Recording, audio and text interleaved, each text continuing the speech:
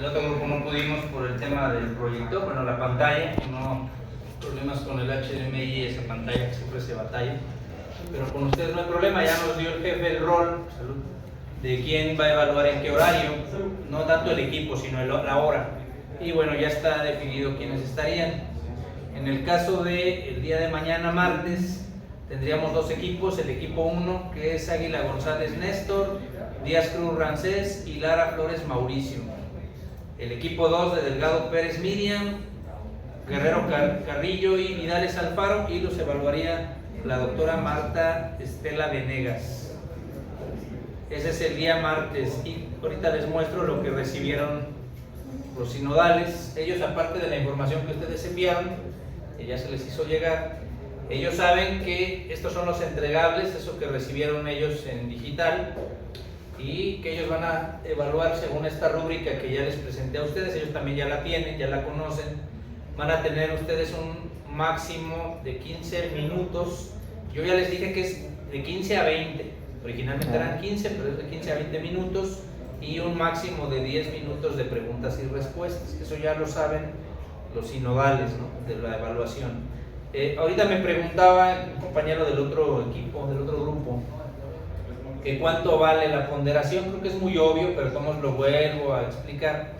Esta rúbrica es la que conoce el sinodal, entonces de lo que está ahí es lo que él te puede preguntar. Obviamente debe hacer énfasis, como yo se los externé a ellos, del informe técnico, debe hacer énfasis, pero no lo puedo limitar.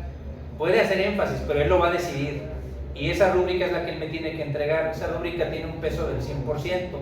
Como lo evaluamos dos personas, la persona que asignó el jefe y un servidor, entonces quiere decir que de ese 100% que tú ves ahí, pues sería la mitad, ¿no? 50% lo que él ponga, 50% lo que yo ponga, de esa presentación que tú tendrías. Pero recordando cuántos elementos tú entregas, o que ya entregaste en plataforma. Tú entregaste una sesión de clase, tú entregaste un folleto, tú entregaste un esquema técnico y entregaste una guía. Son 4 elementos, más la presentación que vas a tener aquí son 5. Cada elemento vale el 20%. Esa es la ponderación. ¿Qué quiere decir? Que de lo que tú presentes tiene un peso específico del 10%. 10% que te va a poner, por ejemplo, la doctora Venegas, si estuviera perfecto. Si él te pone un 100, equivale a un 10, para explicarlo, ¿no?, la ponderación. Si yo te pongo un 100, equivale a otro 10, ya llevas un 20. El resto va a ser lo que ya entregaste, que se va a evaluar. Entonces, nada más para que lo tomes en cuenta, porque luego se asustan mucho. Ay, es que va a estar muy difícil. Pues es un 20% lo que te está evaluando aquí. El resto es lo que ya entregaste. Ahora, si lo que ya entregaste no tiene la ponderación en base a lo que se te pidió, pues va a ir bajando, ¿no? Con que tú tengas un 70, pues ya estarías aprobado. Si tú no alcanzas el 70, nomás haciendo la aclaratoria, pues tú te irías a una segunda oportunidad, pero la segunda oportunidad no es el proyecto, ¿eh? Son exámenes de los temas que vimos, nada más para aclarar, ¿vale? Pero bueno, para tratar de ser claro, me lo preguntaban mucho en el otro salón. Creo que es muy obvio, pero de todos modos pues, lo repetimos de ser necesario. Esto es lo que conocen los sinodales, es lo que se les envió a ellos, lo que se platicó. El día miércoles 15 evaluaría el ingeniero José de Jesús Martínez Prieto al equipo 3 y 4, ahí están. ¿Quiénes son? Cruz Herrera, Guardado Álvarez, Luján Guevara, Díaz de León, Jauregui Íñiguez, Ramírez Martínez y Ramos Calvillo. El día 16, jueves, estaría evaluando el ingeniero Eleazar Vega Navarro al equipo 5 y el equipo 6. El horario lo definió el jefe en base a la comisión que él generó, ¿sí? Y son los integrantes que estaríamos platicando. Otro apartado que también me preguntaban en la otra sesión: entonces yo llego a la media hora si soy del equipo 6, no, tú llegas a las 18 horas, ya deben de estar ahí porque no se permite el acceso a nadie más después de la hora. Tú tienes que estar ahí a las 18 horas. Si te va a tocar el equipo 6 en la segunda parte de la hora, es decir, a los 30 minutos, tú ya tienes que estar ahí, ¿sí? Empieza el equipo 5, sus 15, máximo 20 minutos de presentación, 10 minutos de preguntas y respuestas, terminan, pasan a sentarse y el equipo que ya está ahí continúa, el equipo siguiente. Entonces hay que estar ahí en la hora, como lo indica ahí, y pues vamos a ser muy inflexibles en el horario. porque ya está concatenado a una constancia que les van a generar los maestros y a una comisión. Entonces hay que estar ahí en tiempo. Si ahí dice 18 horas, a las 18 horas ya hay que estar listo para presentar el equipo 5. No a las 18 horas a ver si llegan como ahorita. Y de aquí a que se ponen de acuerdo, y de aquí a que se acomodan. No, a las 18 horas ya tienen que estar listos. Y si no están, yo doy por concluido, no se presentó, el que sigue. Le digo al sinodal, tómate media hora, desayunar algo, un cafecito, la media hora empieza el otro equipo. Porque no llegaron en tiempo. Y que entonces, por ejemplo, nosotros que somos el equipo del jueves, el primero, sí, desde antes ya tener todo 5 listo, ya minutos, conectado y todo. Yo digo 5 minutos es suficiente que llegues antes. De todos modos, yo llevo mi HDMI, yo ya he probado ese HDMI ahí en la pantalla de sala de maestros. Si tú tienes uno, lleva por cualquier eventualidad, pero yo llevo el mío de todos modos. Llevas tu laptop y ya están listos ahí el equipo, los integrantes. ¿Sí? Porque si ahí dice que son 3 y están 2, empezando la hora yo empiezo con esos 2, y ya llego tarde ya no entra, él ya no pasó, se va a segundas, porque ahí lo dice, el equipo debe estar listo en tiempo, es un solo día que se les pide que hagan eso. Entonces, bueno, por respeto al sinodal que está comisionado a la actividad, yo no los comisiono, los comisiona el jefe, les da una asignación para que dejen su otra actividad y vayan a estar ahí en tiempo.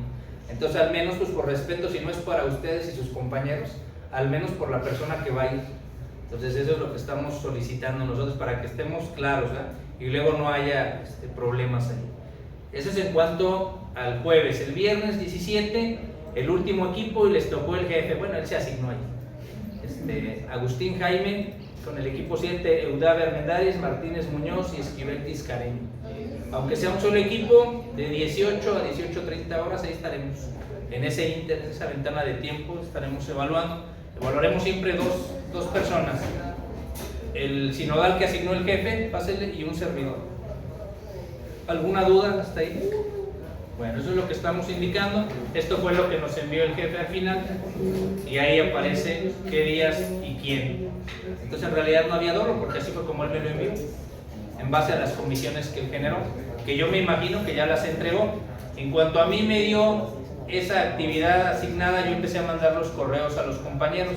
Como todavía no me daba la confirmación, yo hablé con cada uno de ellos, con cada sinodal, y le expliqué que iban a evaluar. Ya le dije que en cuanto me confirmaran qué alumno le tocaba, yo le enviaba la información y les hacía llegar su rúbrica impresa. Pero ya saben todos lo van a hacer, todos los sinodales. ¿No hay dudas? Bueno, pues eso es en cuanto a las actividades de la semana. Como pudieron ver, de aquí los estaría viendo, porque me preguntan, ¿y puedo ir a la presentación del equipo 5 si yo soy del equipo 1? Claro, está libre para que tú puedas acceder en tiempo. Si es a las 18 horas y tú no llegas en tiempo, ya no entra nadie. Pero si tú quieres ir, puedes ir, participar, estar ahí en tiempo. Y también tienes derecho a preguntar si tú así lo consideras. Tú puedes preguntar dentro de los 10 minutos de preguntas y respuestas del tema, porque es libre para el grupo. Así es como está declarado. Pero queda a criterio de cada quien. Si dices yo no quiero ir, tú no vayas, no tengo ningún problema. Pero cada quien está libre de poder decir voy a asistir, a ver cómo es su evaluación, a ver qué aprendo, lo puedes hacer. ¿Sí? Pero con respeto a quien está ahí, tú puedes preguntar lo que tú quieras del tema, pero respetando al que está ahí enfrente, ¿no? Es obvio que habrá gente que se ponga nerviosa, habrá gente que no, que ya domina, tiene tablas para estar al frente, pero siempre respetuoso de la persona que está ahí. Digo, porque ya lo hemos vivido con otros eventos, ¿no? Donde los estudiantes van, pero para querer hacer mofa del compañero. Claro que lo puede hacer, ¿no? Pero la sanción que yo te asigne después ya la conocerás, ¿no? Porque obviamente pues estamos entre pares, ¿no? Estamos entre iguales, se supone. Entonces es libre el acceso, y si no los vería, yo presento el martes y no quiero asistir, pues yo te veo hasta el siguiente lunes. No hay suspensión de actividades, lo que dijo el jefe, por su semana MECMAC. No has bajado información, no tenemos información. Yo le preguntaba ahorita a mi presidente de academia, ¿dónde está el tríptico? ¿Dónde está el calendario de actividades? No sabemos. Lo que yo le pregunté de manera personal es, ¿va a haber suspensión o no? Porque yo necesito planear y replanificar mi clase. ¿No? Bueno, yo sigo normal. Entonces se supone que no hay suspensión. Nosotros continuamos actividades normales. Pero como pueden ver, toda la semana estamos en esta actividad. Entonces tú presentas, y si quieres estar estar en la presentación de algún compañero en su equipo, lo puedes hacer. Si no, pues tú te presentas hasta el siguiente lunes en tu actividad. Bueno, ya dijimos ahí a quién le toca a qué parte. Ya se enviaron los correos con la información, entonces vamos a continuar. Unidad 4, ya está eso en tu plataforma, lo checas. Aparece el subtema 4.1 a 4.4, bombas de desplazamiento positivo. En realidad son 5 subtemas. Yo los condensé en 3 documentos. Ese es el primer documento, ya lo debes de tener ahí en tu plataforma, nada más lo checas. Y si no estuviera activo, me lo haces saber para poder habilitarlo ahorita que esté en mi cubículo. ¿Sale? Y pues vamos a empezar con el tema, que no es difícil, es sencillo en una primera etapa. El programa me dice que veamos, ahorita que nos permita, está muy fallo el HDMI, pero bueno, vamos a ver. Si no lo vemos sin la animación, no pasa nada, pues salimos de la presentación y sin la animación. Me pide que veamos esos 5 subtemas, características y funcionamientos de bombas de desplazamiento positivo. ¿A qué le llama bombas alternativas? ¿A qué le llama bombas rotoestáticas? ¿Cómo se deducen las ecuaciones de caudal? Que eso es para mí lo más complicado, cómo es la deducción. Y por último, cómo se seleccionan las bombas. Si te fijas, no dice se diseñan, se seleccionan. Y también algunos problemas básicos de aplicación o de selección. En realidad son conceptos sencillos, quitando el 4.4, yo diría que ese es el subtema más complicado, pero bueno, trataremos de hacerlo de manera sencilla para que lo puedas visualizar.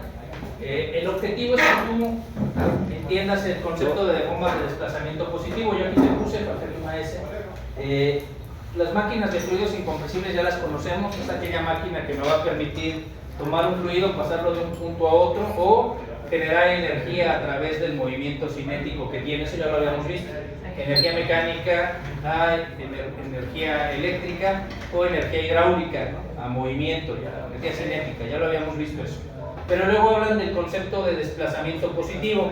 La definición nos dice que una bomba que toma una cantidad de material y lo puede mover a otro punto sin desperdicio, se conoce como desplazamiento positivo o desplazamiento alternante. En realidad es una máquina que va a tomar un volumen de control de un punto a otro, y ese volumen de control, si no hay pérdidas, se conoce como desplazamiento positivo.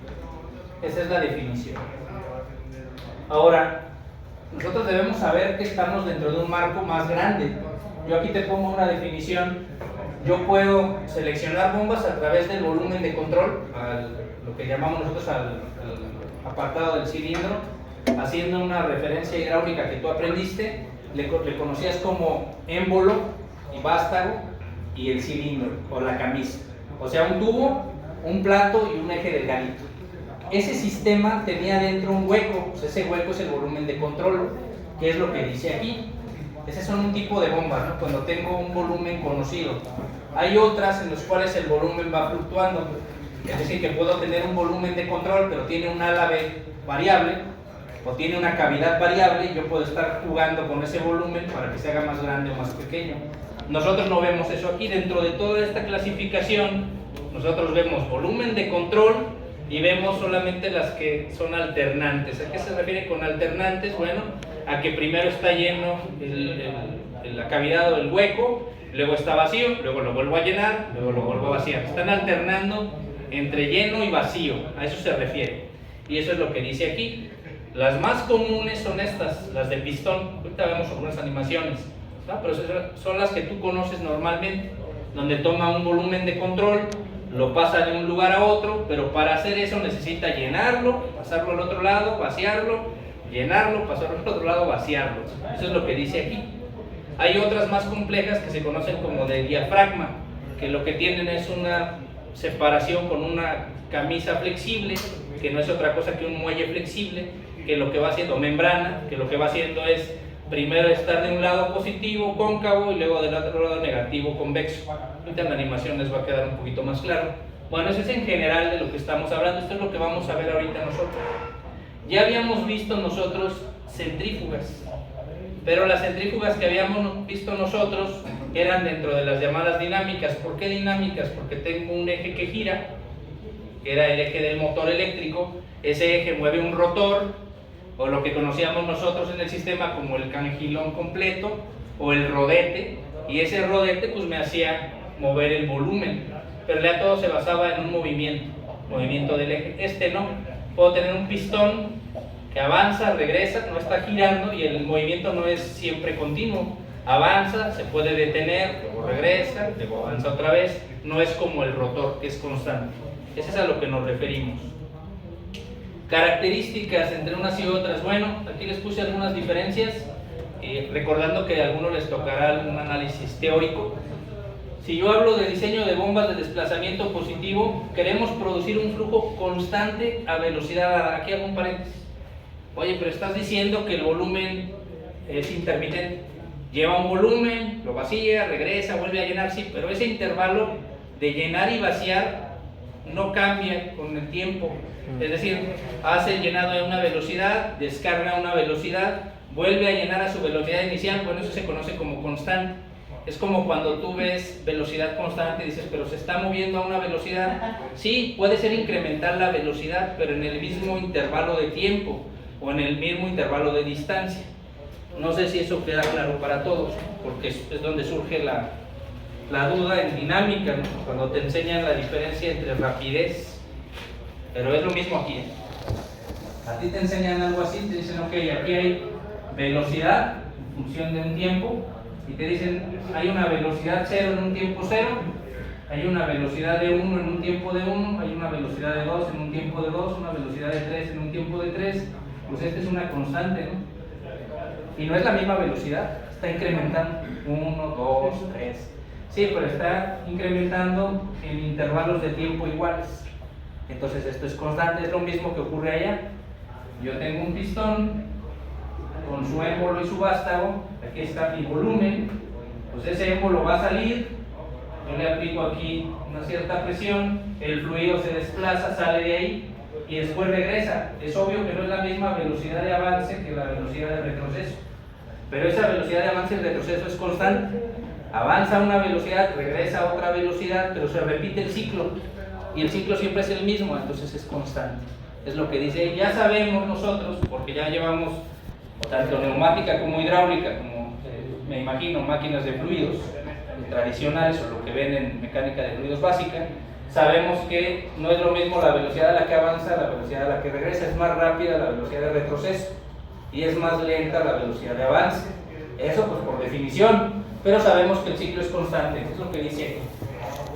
Otra característica que tiene es que son autocebantes. ¿Qué quiere decir eso? Que no necesitas, como en el anterior, llenarlo para evitar vacío y lo que le llamábamos nosotros como las cavidades que generan microexplosiones.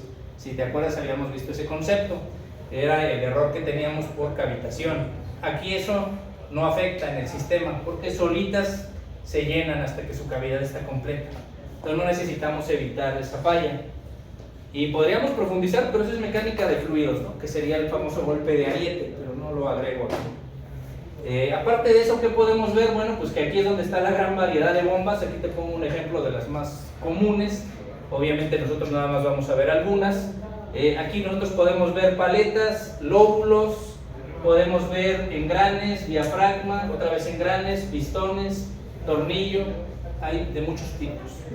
El programa no dice que veamos todos, ¿no? Que veamos algunos. Ventajas que yo le veo a las bombas, aquí lo puse como referencia, comparando dos, las que ya habíamos visto contra estas nuevas que estamos viendo.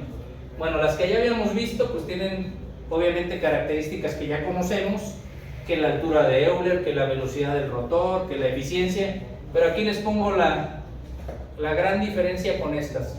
Yo me iría a esta parte, que sería lo principal. Una, no necesitas el cebado, y dos, el flujo no es constante, el flujo va a ser intermitente o alternante, porque se llena y luego se vacía, se llena, se vacía. Puede ser una ventaja, pero también puede ser una desventaja, depende de lo que tú quieras hacer. Si es para dosificar algo, pues es una gran ventaja. A eso se refiere, es un ejemplo. Y luego ahora sí empezamos. Bombas de desplazamiento positivo, si son rotativas, serían como esta, una bomba de engranes. Obviamente que el fluido llega de un lado, giran los engranes y van a obligar a que el fluido pase por las cavidades del engrane y lo arroje del otro lado. Pero es obvio que se tiene que ir llenando la cavidad. ¿Dónde se usan estas? Bueno, cuando el fluido es muy viscoso, son las famosas bombas de aceite, para aceite. Entonces el fluido va a llenar la cavidad y lo vas a pasar del otro lado a una gran presión.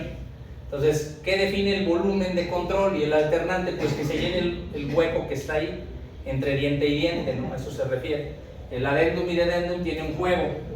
En ese juego o backlash que le llaman, se tiene que llenar y es lo que pasa del otro lado. Este es en esa parte. Y las que nosotros vamos a ver, ¿no? Dice aquí reciprocantes, normalmente son de pistón, como el que dibujé ahí, donde tienes un pistón que tiene que llenarse completamente la cavidad y la va a pasar del otro lado. El flujo es más grande, pero bueno, el sistema es muy similar. Algunos ejemplos que les doy ahí de las de pistón, a ver si se alcanza a ver, es un mecanismo aquí, manivela-biela, pero sería para este tipo de bombas, en donde lo que tú vas a hacer, aquí en la simulación, lástima que no se pudo ver como pretendía en la animación, pero bueno, ahí se alcanza a observar. Cuando la manivela se mueve, pues obviamente la biela se desplaza de manera compleja, esta biela, y lo que sería ya el elemento de accionamiento, pues va a jalar el fluido, y el fluido va a ser inyectado en una dirección. Obviamente que ese fluido, para poder dispersarse, va a tener que tener una válvula. En la animación lo que pretendía que vieran es una válvula check. ¿Por qué? Porque si yo succiono el fluido y luego lo paso al otro lado, cuando vuelva a regresar, pues se puede regresar el fluido. Entonces le tienes que poner una válvula antirretorno para que ya no regrese y vuelva a jalar fluido del otro lado y lo lleve a cabo. Entonces lo que te permite eso son estas válvulas, las válvulas antirretorno, pero el mecanismo es este. El diagrama que nosotros vemos, ahí voy a poner la referencia para el que lo quiera ver ahí en la presentación, del proveedor, pues nos da algo como esto, que para nosotros, habiendo llevado neumática e hidráulica, debería de ser muy fácil de interpretarlo, en donde vas a poder ver tu bomba, vas a poder ver tu motor y vas a poder ver cómo es el sistema del agua, cómo hace el proceso de succión y descarga, que es lo que te pretende mostrar, y el diagrama de control, ¿verdad? Pero la idea es que no necesariamente va a ser un dibujo isométrico tridimensional, ni va a ser una animación, pues va a ser un diagrama cinemático como los que tú conoces de neumática hidráulica, ¿no? Pero bueno, esa es la idea, conocerlo al menos. Las bombas alternantes también son como el que mencioné de membrana, que son más complejas. Aquí se alcanza a apreciar en la animación para que lo puedas ver en ambas imágenes, ¿no? En la primera aquí se ve la membrana, y obviamente que ese actuador lo que hace es que la membrana se mueva a un lado o a otro en horizontal, y lo que vas a hacer es obligar al fluido a que pase a una presión alta de una presión baja, y lo vas a mover de un punto a otro. No se alcance a ver aquí, pero cuando este se mueve, lo que vas a obligar es que esta cantidad de fluido vaya de un punto a otro, ya sea arriba o abajo, y lo que evita que se regrese, pues estas son válvulas antirretorno, check. Pero el movimiento es este es un diagrama cinemático. El diagrama debería ser algo como este, en donde el muelle o el plástico lo que hace es moverse de un lado a otro. Ya físicamente es obvio que viene preformado, viene con una forma cóncava o convexa, dependiendo, y tú le tienes que aplicar una fuerza para deformarlo, y cuando le dejas de aplicar fuerza se regresa como un resorte, y eso es lo que hace que el fluido se mueva, o lo que llama el fluido por una diferencia de presiones. Es lo que está aquí. En el diagrama que encontramos en la literatura sería algo como este. Este es el diagrama de lo que sería mi diafragma en corte. Se supone que este elemento se mueve hacia un lado y hacia otro. Normalmente lo que ocurre es que tú le metes una presión o le inyectas una presión hacia acá, porque viene preformado como lo vemos ahí. Yo le tengo que aplicar una fuerza, vencer la rigidez. Este objeto cambia de forma, como se vería ahí, y eso es lo que va a mover el fluido. Quitas la fuerza y regresa. Cuando regresa, pues jala el fluido, ¿verdad? Lo mueve, pues, de posición. En eso se basa el principio de funcionamiento. Aquí de todos modos ponemos la referencia para que puedas ver la animación del mismo y lo identifiques. Hasta ahí, pues, es conceptual, ¿no? Ya sea que sea, como lo veíamos ahí, de pistón, que sea de diafragma. Pero luego viene, ¿qué tiene que ver eso con los cálculos? Si yo me voy con el proveedor, este es de un proveedor, él me da este diagrama donde me dice, este es mi sistema de una bomba de émbolo, pues el mecanismo este ya lo conocemos, es el manivela-biela. Y lo que tenemos aquí en el cuerpo de la bomba se parece mucho a las válvulas que nos enseñan en hidráulica y en neumática, en donde tienes vías, ¿no? Y aquí tú puedes observar 4 vías.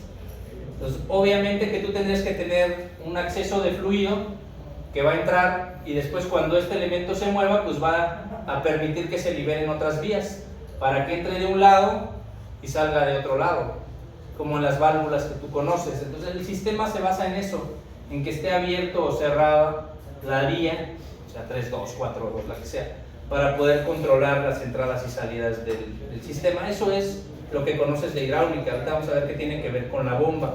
El sistema pues se basa en eso, ¿no? En realidad esto de aquí sería mi bomba y este sistema de control pues es la válvula.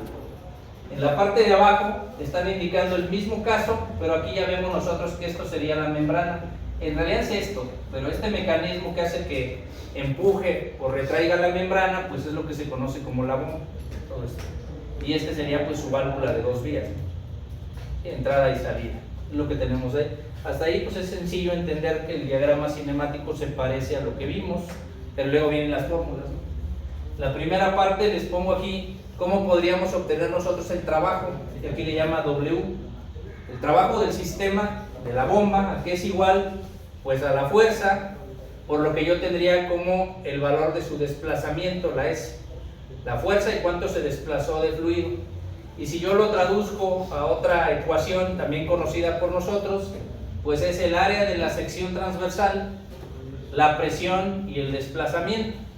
Y si lo traduzco a otra fórmula, pues entonces yo podría traducir que estas dos serían para mí el valor total de una velocidad por la presión a la que se opera. Entonces en realidad esto se parece mucho a lo que nos enseñan a nosotros en mecánica de fluidos, muy similar. La diferencia es con la bomba el concepto de caudal. Yo puedo saber cuánto caudal maneja en función de la presión que tengo en el sistema y de la fuerza. Son los valores a los que se refiere. Y de ahí les estoy poniendo la representación típica de un sistema de bombeo positivo. Entonces se alcance a ver ahí, en donde tenemos en este apartado cómo sería el ciclo, como si fuera termodinámica, ¿no? Un ciclo de ida y un ciclo de regreso. Y lo que está ahí, según el autor en rojo, pues sería lo que para mí sería el trabajo. ¿Qué trabajo hace la bomba?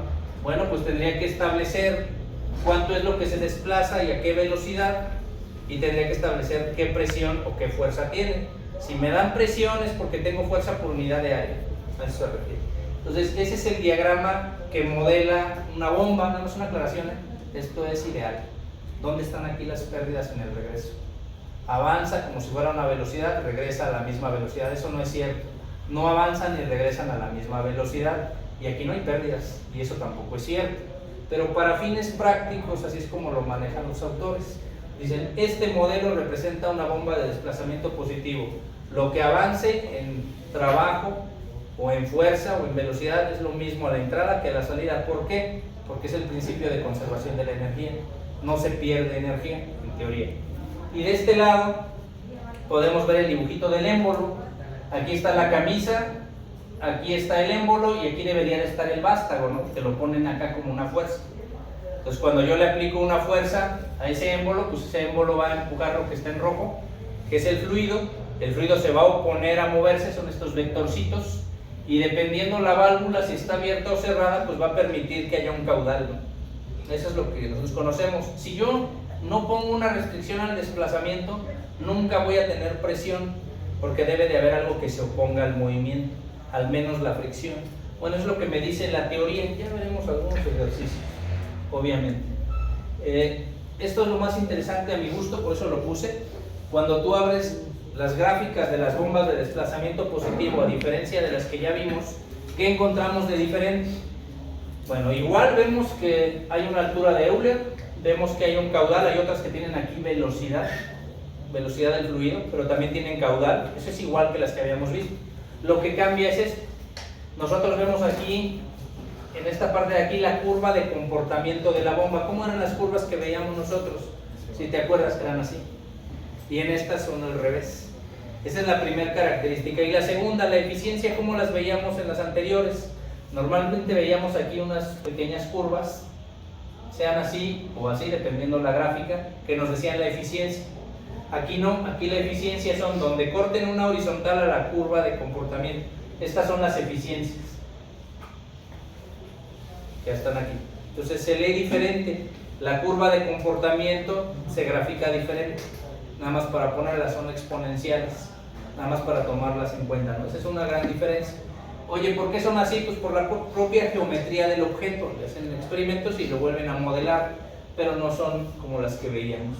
Este software que ya habíamos utilizado sí maneja estas bombas, entonces podemos retomarlo para algunos cálculos, porque te permite hacer selección de bombas centrífugas, selección de bombas de desplazamiento positivo, entonces podemos hacer uso de él para poder ver cómo sería, ¿no? Ese es como concepto. ¿En dónde se usan unas y en dónde se usan otras? Bueno, algunas aplicaciones. Si quiero usar bombas de pistón o alternativas de pistón, cuando yo quiero utilizar agua pero para trabajo de lavado intermitente, pero con una alta presión, cuando necesito mover un fluido que sea muy viscoso, aquí te da un ejemplo, el petróleo, la pintura, entonces ya cuando el coeficiente de viscosidad se empieza a elevar, puedo utilizar estos elementos.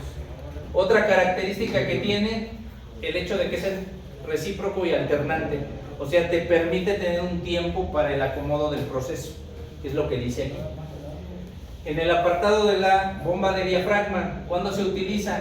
Cuando necesito pulverizar, es decir, tengo un fluido, pero el fluido tiene tan baja densidad que necesito que tenga micropartículas, o sea, que salga aspriado, dicen. A eso se refiere. Entonces, utilizo diafragma cuando necesito hacer ese proceso. Hay más, ¿no? Pero es la principal ventaja que le observan. Se usa también en tratamiento de aguas. ¿Por qué? Porque el material del que está hecho la membrana es menos susceptible a corrosión y oxidación. Entonces, normalmente son polímeros, la membrana. Entonces, va a soportar más ese vaivén a que si usara una de pistón. A eso se refiere. Y bueno, ¿qué otra característica? No ocupa sellos. Es autosellante. Entonces, eso pues es una ventaja. ¿Qué más? Bajos flujos y altas presiones. Entonces, es una gran ventaja que tiene, entre otras, ¿no? Pero puse algunas que te permitan ver la diferencia. Claro que podríamos profundizar, ¿no? Pero la idea es que conozcamos de manera general. Bueno, eso es lo que se refería a las bombas de desplazamiento positivo. ¿Alguna duda? Al inicio puse que teníamos bombas de engranes y luego teníamos bombas de pistón.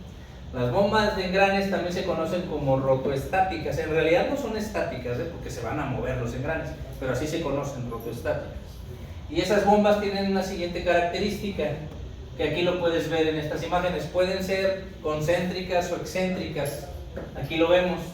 Aquí se ven dos engranes y se ve que el centroide del engrane coincide con el centro de la cavidad donde está alojada. Pero también observamos de este lado que hay un sistema de engranes en el cual uno es planetario y son excéntricos. O sea, el centroide de este no coincide con el centroide de este. Entonces son características que nos ayudan a entender cómo operan. Al tener esta característica que estoy mencionando, te permite altas presiones. ¿Por qué? Porque si yo muevo este piñón hacia arriba, estoy obligando a que el flujo que llega aquí, inicialmente aquí tiene una baja presión. Cuando esto gira, obliga a que el fluido llegue a esta área y aquí va a ganar alta presión.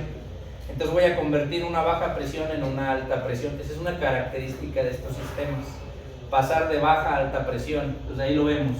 Mismo caso con los lóbulos. Aquí se ve que estos no son engranes iguales. Este tiene dientes normales, este no, y este tampoco. Y también tiene un área de baja presión y un área de alta presión. Entonces su característica principal es esa, que puede jugar con las presiones. Como aquí te lo indico en la descripción, pero para que lo puedas ver. En la teoría es al inicio, ¿no? Otras características de las bombas de engranes, bueno, no necesariamente son de pares, normalmente son de dos, pero no necesariamente, pueden tener más. En el apartado, la mayoría de las que aquí estoy poniendo tienen dos, como aquí, es su pareja de engranes, y aquí no, aquí tenemos, como mencioné, el planetario y el que sería el piñón, ¿no? Como lo vemos ahí, o conductor y conducido, como dice aquí la presentación. Internos, interno y externo. Entonces en clasificaciones puede ser por cantidad de engranes, por la posición del centroide, por si uno es el que es con el valor de entrada, o le llaman ahí la potencia motriz, y el que es de salida o conducido, cualquiera de ellas, ¿no? Son las posibilidades. Hay demás, igual que en los de tornillo, pero no trato de que sea tan grande la presentación, lo más común, porque sí existen también bombas con trenes de engranes. en donde pase de uno a otro, gana presión y luego a otro, o sea, de más de 2 pasos. Sí existen, pero son más especiales. En las de tornillo es algo similar. Ahí pongo una imagen para que más o menos vean las partes que contiene, que obviamente la bomba como tal no nada más es los engranes, tiene que tener su sello u O-ring, tiene que tener también un cojinete que soporte las cargas, cojinete de apoyo le llaman, tiene que tener pues igual su eje conducido y conductor, ambos en el sistema, y tiene que tener obviamente lo que nosotros conocemos como la carcasa, ¿no? O el cuerpo. Entonces en general son las partes que tienen. Adicionalmente yo agregaría en este sistema que no todas son desarmables, no todas son de automontaje, hay algunas que ya están generadas para que cuando falle, ahí terminó su vida útil, ¿no? Esta sí se puede armar y desarmar porque por eso tiene el O-ring, el sello, ¿no? Pero no todas son así, hay algunas que están generadas herméticamente. Los cálculos que hacemos, ya después veremos los ejercicios, son muy sencillos. Podemos calcular la eficiencia, está basado en la cantidad de flujo que va a pasar, el volumen, pues es muy sencillo. El caudal que se supone que debería que tener contra el caudal real, ¿no? La diferencia entre lo que yo predije y lo que mueva, pues esa es la eficiencia. Obviamente que hay pérdidas.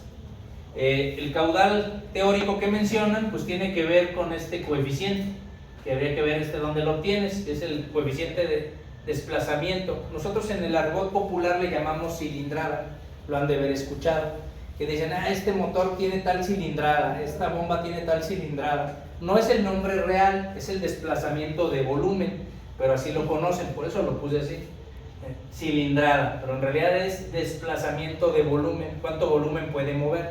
Es que tiene más cilindrada, que sí que el cilindro es más grande, entonces tiene más volumen. Eso no es que tenga más cilindros, porque lo confunden luego con el motor, ¿no? Dicen, el motor, si es de 4 cilindros, 6 cilindros, no, se refiere a la cantidad de volumen de flujo. Entonces yo puedo tener un cilindro y el cilindro es más grande, a mayor cilindrada, a eso se refiere. Entonces bueno, eso tendrá que ver con el apartado del cálculo, ya lo haremos en su momento, pero aquí les puse una pequeña gráfica que nos indica que a mayor presión, pues va bajando la eficiencia. Entonces nosotros podríamos pensar al revés, o sea, el sentido común me dice que si yo le aumento la presión, pues entonces yo voy a tener una mayor eficiencia, y no es cierto. ¿Por qué? Pues ya tiene que ver el concepto de viscosidad, pero no lo vamos a meter ahí, pero que tú sepas que si yo tengo un fluido y aumento la temperatura, pues va a cambiar su viscosidad. Entonces, obviamente que si yo aumento la presión, lo adelgazo, y no va a ser la misma eficiencia para desplazar un flujo más denso que un flujo menos denso, más líquido o menos líquido. Entonces, piensa en el concepto de los engranes que te dije al inicio. Tiene que llenar a baja presión la parte de abajo del engrane, y luego tiene lo que sería para nosotros el excéntrico, y luego el piñoncito va a llenar la parte de arriba a alta presión. Pues trabaja muy bien, pero ¿qué tal si el fluido cada vez es más delgado? Tiene menos viscosidad, pues le va a tomar más vueltas, juntar más presión de volumen para poder moverlo. Entonces a eso se refiere. Y nada más lo que quiero dar a entender aquí es que no te dejes guiar siempre por tu sentido común. Es preferible entrar a ver con el proveedor, oye, cómo se comporta eficiencia, y buscar las gráficas para no caer en el error de decir, no, bueno, si yo le aumento presión, obviamente va a ser más eficiente. No necesariamente, mejor busca, porque está basado en viscosidad. Es un concepto diferente. Y bueno, como nosotros íbamos a hacer el cálculo de desplazamiento de volumen o cilindrada, pues tenemos que poner algún ejemplo geométrico. Si yo voy a calcular un sistema de engranes, aquí está el eje, este es el engrane y este es el estriado del eje. Tendría que saber las características básicas del engrane, al menos diámetro exterior, diámetro interior, sin necesidad del detalle, ¿no? El flanco y todo eso, no, nada más los diámetros principales. Con eso yo podría calcular para este sistema cuál sería el volumen de desplazamiento o cilindrada. Ya en su momento, pues obviamente que lo haremos. Pero esas son las fórmulas que nos rigen. Creo que ves que son fórmulas pues muy sencillas, no tienen mayor complejidad. Nada más si hago la aclaración, si yo quiero precisión en mi cálculo, tendría que diseñarlo para saber el volumen real, porque estamos dando por hecho muchas cosas que a detalle son más complejos. Recordando que ustedes se han dibujado un engrane, pues ya deben conocer un poquito más de todo lo que involucra el engrane, ¿no? O sea, si el adendum, el dedendum, si vas a hablar del sistema, cómo está su redondeo, su base, su flanco, todo lo que tiene, ¿no? No está tan sencillo como se ve ahí, ¿no? ¿Qué más? Bueno, hay una eficiencia que ya habíamos platicado también en el otro sistema. Hay una eficiencia mecánica que tiene que ver con cuántas veces comprime el fluido. Hay también una eficiencia total. ¿Se acuerdan que lo veíamos en las bombas centrífugas que eran 3? Aquí son solo 2. Eficiencia volumétrica y eficiencia mecánica. Y bueno, tendríamos su comportamiento según este criterio. Si le agregamos la eficiencia mecánica, entonces ya sigue cayendo, pero ya es menos, porque ya agregué otra variable, que fue otra eficiencia, que es la forma del diente, ¿verdad? Pero no es lo mismo un engrane para transmitir fluido que un engrane para transmitir movimiento. Pensando en mecanismos, a ti te enseñan relación de velocidad, te enseñan a calcular un tren de engranes, pero es para mover, ¿no? Tengo este giro y lo voy a amplificar, o tengo este giro y lo voy a disminuir, y juego con potencia, torque y velocidad. No, acá no hablas de eso, acá hablas de caudales. Entonces el engrane no es igual en su forma, se parece, pero no es igual, ¿no? Y bueno, tratando de explicar esas dos potencias y esas dos eficiencias, puse este dibujito. Aquí está para nosotros nuestro motor, tiene un eje, un cople, y de ahí va a la bomba, que sería la bomba de la que estamos hablando, bomba de engranes. Obviamente que yo voy a tener una potencia mecánica que va a pasar a la bomba, y esa me va a dar un caudal. En teoría, si no hubiera pérdidas, pues lo que me enseña la teoría, el caudal que yo sé calcular debería de ser el caudal que sale, pero yo sé que aquí va a haber pérdidas. Entonces no es igual el caudal que yo tengo a la entrada, lo que succiona, a lo que descarga. Eso es lo que está aquí indicado. Y a la salida, obviamente que hay que restarle todas las pérdidas del sistema. Entonces obviamente que de ahí yo ya voy a tener diferente mi valor de potencia mecánica al valor de mi potencia hidráulica. Entonces son cosas diferentes. La potencia mecánica que me están diciendo es la que me da el motor y pasa al eje. Y la potencia hidráulica es a cuánto va a perder y es cuánto se va a convertir en movimiento del fluido. Y ese fluido pues va a pasar a mover el elemento que tengo yo ahí, que es obviamente el engrane o el pistón, y voy a mover un volumen, ¿no? ¿Qué es lo que dice ahí? Entonces eso es lo que vamos a usar en nuestros cálculos. Pues está relativamente sencillo. Ahí les puse un ejemplo de cómo nos lo da la literatura, cómo lo podemos encontrar en la literatura. Las variables más importantes, aquí yo no veo todas estas, pero es interesante que en instrumentación las conozcan. Cómo puedo medir el caudal de este sistema, cómo puedo medir la famosa cilindrada, que es el ejemplo que vamos a ver, cómo puedo saber la presión máxima que ocurre aquí donde están los dientes uno con otro engarzados, y cómo puedo saber la velocidad a la que se va a mover el fluido. De hecho, normalmente esta está sencilla con un tacómetro, el caudal pues es un caudalímetro sencilla, pero estos dos ya no son tan sencillos de obtener, porque no puedo entrar a ver exactamente en el hueco del diente para ver la presión. Esa la tengo que inferir, tengo que calcular con unas fórmulas, ¿vale? Bueno, en cuanto al fluido, también características de metrología. ¿Qué debo saber? Bueno, pues tengo que saber si el fluido va a ser agua, va a ser glicol, va a ser aceite. Normalmente son fluidos espesos, incluidos elementos alimenticios, pudiera ser. Viscosidad, muy importante esa variable. El grado de limpieza del aceite. ¿Por qué? Porque aunque no sea grado alimenticio, el aceite se degrada con la temperatura. Entonces eso genera que el sistema se pueda atascar. Entonces necesitas aquí en este apartado saber las partes por millón de limpiezas o de impurezas en un cálculo ya detallado. Y bueno, la temperatura a la que va a ocurrir el fenómeno. Por eso es que aquí es donde entramos en contacto con los químicos. Ellos ven transferencia de masa, o sea, cómo voy a transferir un elemento que va a ser después un combustible o va a ser un alimento. Entonces aquí es donde esto es lo que ellos saben hacer, si son de procesos, esta parte, y es donde nosotros también podemos tener un punto de coincidencia. Aquí están los sistemas de engranes excéntricos que les platicaba, en donde tenemos lo que sería el engrane con sus dientes exteriores, o lo que sería el planetario, y lo que sería nuestro piñoncito, ¿no? O motriz. Entonces aquí lo que ocurre es un diferencial de presiones, ya lo veremos en su momento, pero este es el sistema. Y yo pretendería pensar que cuando llegamos a estas alturas, pues los elementos esos ya los conocemos, pero a lo mejor no, o sea, aunque sea de vista, porque en mecanismos pues es lo que ves, ¿no? Vas y al menos conoces un sistema de estos, ¿no?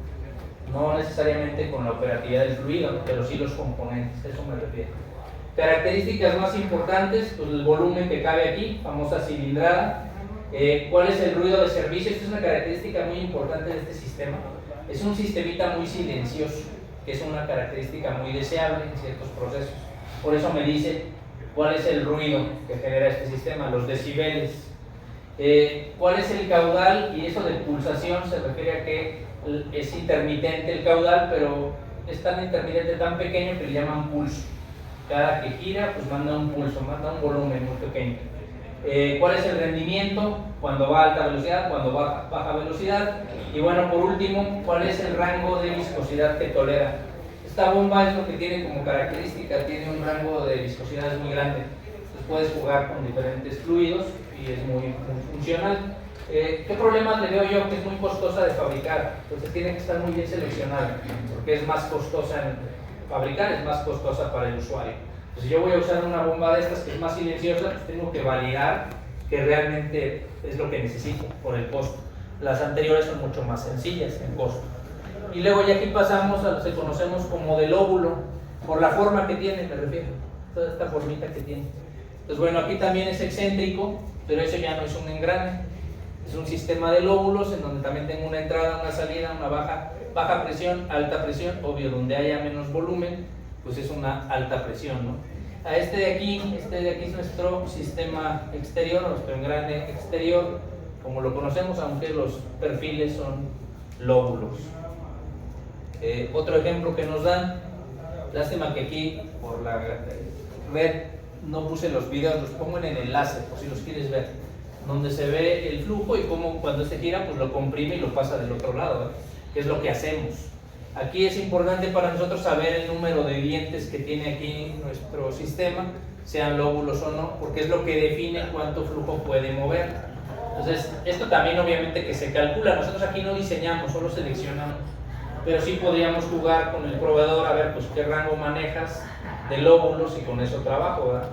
Me preguntaba un compañero del otro grupo al inicio que él hizo una dosificadora de refresco y él quería qué bomba de estas le sirve para dosificar el refresco. Le digo, de esas ninguna. Tú ocupas una bomba que se llama bomba hiperestáltica, que es una bomba parecida a la que sigue de esta, la de lóbulos, y es la que usan para dosificar sangre y para dosificar refresco. ¿Por qué? Pues porque necesitas una alta viscosidad, pero también que soporte los azúcares. Y eso no lo puedes hacer con esto. Sí, va a funcionar un ratito y luego ya se va a amarrar eso y ya marchaste. Entonces no es una bomba cualquiera, es una bomba más compleja. Pero por la pregunta que hace, depende del fluido que vas a manejar, pues tienes que profundizar. ¿Sí? Esas hiperestálticas son muy parecidas a esta, que son las de 3 lóbulos, que son las más famosas. Estas son las que en realidad conocemos como lóbulos. Las otras también son lóbulos, pero tienen más de 3. Y esta es la que conocemos nosotros, que se usa para muchas aplicaciones donde el paquete o el volumen que vas a mover tiene que ser muy preciso. Entonces el volumen que vas a mover pues es lo que cabe entre lóbulo y lóbulo. A diferencia del anterior, si tú te fijas, aquí no hay una variación como el de media luna, que tengas un gran volumen y luego se convierte en un pequeño volumen, no. Aquí el volumen es constante porque tienes 2 caras, el volumen de entrada y el volumen de salida, pero en realidad los volúmenes son iguales, nada más pasan de un lado al otro, ¿no? En el sistema es más fácil de ver en la aplicación y pues le llaman lóbulo porque se supone que se parece a la parte del oído que tenemos aquí, que es un lóbulo. Bueno, es cultura general, sigamos. ¿Por qué lóbulo? Bueno, pues porque es la definición que tenemos del cuerpo, ¿no? Del lóbulo que tenemos en la oreja. Pero bueno, aquí lo ves y obvio que no te dice cómo lo mueven, ¿verdad? Esto se puede mover con muchos sistemas. Aquí ellos están poniendo unos engranes helicoidales para mover este sistemita, pero no es de engranes, es de lóbulos. El engrane es para mover esto, para controlar que no haga ruido y que sea constante, pero el flujo no lo controla esto, lo controla las cavidades que hay ahí. Nada más como comentarios. Ventajas que tiene, bueno, pues uno, que podemos trabajar de manera independiente un lado que el otro, este volumen contra este volumen, que se supone que se maneja en la simulación con 2 colores, para que lo veas. Otro, bueno, que el desplazamiento es máximo, no lo comprime, lo que tengas de un lado lo va a mover al otro lado en toda su capacidad. ¿Qué más tiene? Bueno, que el esfuerzo es tangencial, o sea, es un esfuerzo muy pequeño para mover el fluido, son bajas velocidades y bajas cargas. Y como lo dice aquí, es excelente para manejar fluidos que tienen algún gas o que tienen alguna partícula. O sea, como es un volumen constante, te ayuda a mover ese mismo paquete de un lado a otro sin importar si hay partes por millón ahí de alguna impureza. No le afecta. El problema radicaría en que no te dé el volumen que tú quieres. Si tú metes un cierto volumen, es el que te va a dar del otro lado. Que si va sucio, por eso es que se usa también para elementos como la sangre. Porque como esté las partes que quieras, el volumen lo va a mover. Oye, que si ya viene sucio, no, ese ya es otra cosa y ya usas otro proceso centrífugo para poder separarlo y ya puedas ver qué tiene de qué, ¿no? Cuánto de potasio y cuánto de todo eso. Bueno, hasta ahí, pura teoría. Y la última que vamos a ver, bombas de tornillo. Pues estas bombas de tornillo lo que hacen, las has de haber visto sobre todo, o yo recuerdo haberlas visto, para mover materia, para mover trigo, para mover materia prima agrícola. Porque el tornillo lo que hace pues, es que le pones a granel las semillas o los barriles, va girando y ese volumen se va moviendo con el tornillo y lo van desplazando. También con el tornillo de Arquímedes que te han de haber enseñado para mover el fluido. Bueno, pues ese es al que se refiere, de hecho de ahí viene. Aquí tenemos el tornillo, no entramos al detalle de esta parte, pero lo que hace el tornillo es que desplaza un volumen que está aquí en sus hélices y lo va pasando. Aquí el detalle que tiene este sistema es que no suele ser de un solo tornillo, es de 2 o de 3, o sea, no es de un solo hilo. Ya en su momento lo veremos. Aquí se ve un pequeño ejemplo en donde tengo 2 tornillos engarzados. Entonces conforme giran, pues van a desplazar el volumen que está entre ellos para que pase de un punto A a un punto B. Ahí sí conviene ver las simulaciones, pero adelanto porque aquí se ve la imagen de la que estoy hablando. Donde cuando giren esos elementos, pues lo que está en medio, el hueco, es lo que se va a llenar de fluido y lo va a ir desplazando. Ese es el principio, famoso principio de Arquímedes, aunque Arquímedes lo puso inclinado. Y este puede trabajar horizontal, vertical, no importa la posición, pero a eso se refiere, ¿no? Al final puse algunas imágenes representativas de lo que ya platicamos, porque es más visual, para que se vea cómo entra el fluido. Este volumen es el que sale del otro lado, la de lóbulos.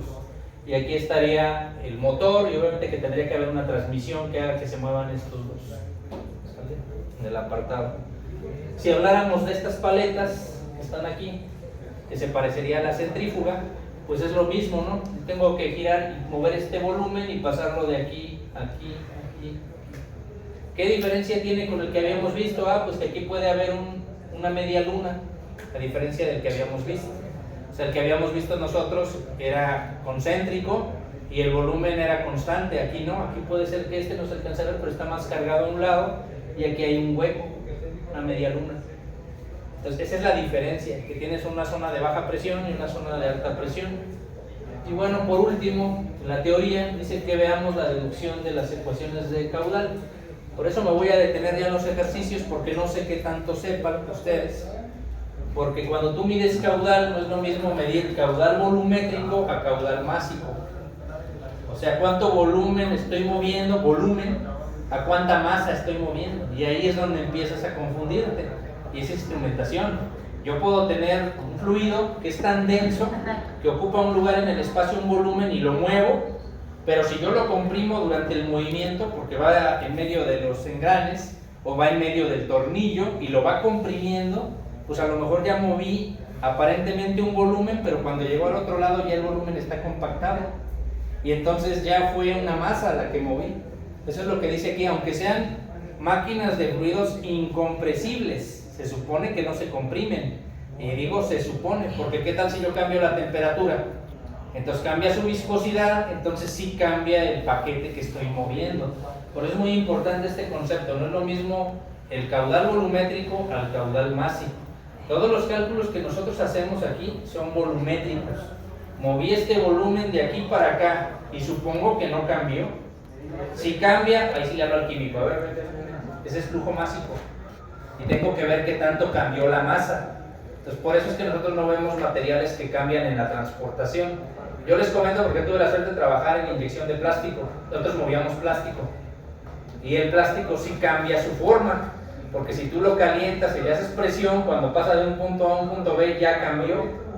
Entonces si lo comprimías, sí obviamente que suelta gases, ¿sí? Y cambia de forma, entonces ya era una masa, no era un volumen. Tú llegabas con un bull de 1 tonelada y llegaba la tolva y ya no era 1 tonelada, ya era otra cantidad de masa. Y dicen, es que desapareció. No puede desaparecer, obviamente que se generaban gases y los gases se van perdiendo y cambia de forma, es lógica, pero no todos la tienen, ¿verdad? Entonces es lo que dice aquí, porque si hay quien dice, no, es que desapareció, pues no puede desaparecer, obviamente que se transformó en otra cosa, ¿no? Y eso es lo que está aquí, ya después veremos esta parte, trataré de explicar eso, para que después veamos ya los ejercicios y la deducción que decía ahí, deducción de la ecuación, que ya la veremos, que son dos deducciones, ¿eh? Pero como teoría, ahí le voy a dar. ¿Dudas, compañeros? Bueno, pues los esperaría mañana los que van a tener su presentación, los demás están cordialmente invitados en tiempo, y si no, pues ya no. Y los estaría viendo, si no van a presentar, hasta el lunes, y los que presentan, pues ya mostré el rol para que lo pudieran ver. Claro, los que llegaron en tiempo.